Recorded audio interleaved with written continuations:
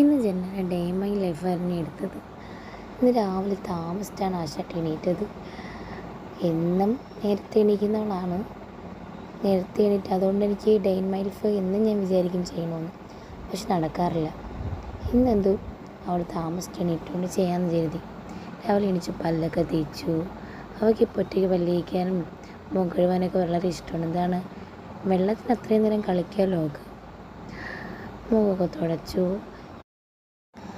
പിന്നെ ചായയല്ല, പാലാണ് അവൾക്കിഷ്ടം. പാലൊക്കെ കുടിച്ച് അത് തലയൊക്കെ കെട്ടിക്കോതി സുന്ദരി എന്തൊക്കെയോ കഥകളൊക്കെ പറയുന്നുണ്ട്.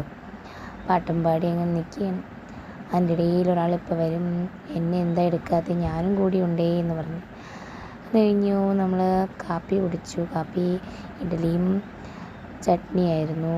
അത് കഴിച്ച് കയ്യെ കഴുകി. ഇന്ന് ഒരു സ്ഥലം വരെ പോകണമെന്ന്, പോളിയോ എടുപ്പല്ലേ, അപ്പോൾ പോളിയോ എടുക്കാനായിട്ട് പോകണം, റെഡിയാവണം. നമ്മളെ വീട്ടിനടുത്ത് തന്നെയാണ് ഹെൽത്ത് സെൻറ്റർ. നമ്മൾ ഇറങ്ങിയപ്പോൾ നല്ല ഇച്ചിരി മഴയുണ്ടായിരുന്നു. ഇളയാക്കും ഉണ്ടായിരുന്നു. അവർക്കും പോളിയോ ഒക്കെ എടുത്ത് ഞാൻ വീട്ടിൽ കൊണ്ടാക്കിയിട്ടാണ് ഇവളെയും കൊണ്ട് വന്നത്. ആരും ഇല്ലായിരുന്നു, നമ്മൾ മാത്രമേ ഉണ്ടായിരുന്നുള്ളൂ. പോളിയോ കുടിക്കുമ്പോൾ ഒരു എക്സ്പ്രഷൻ ഉണ്ട് അവർക്ക്.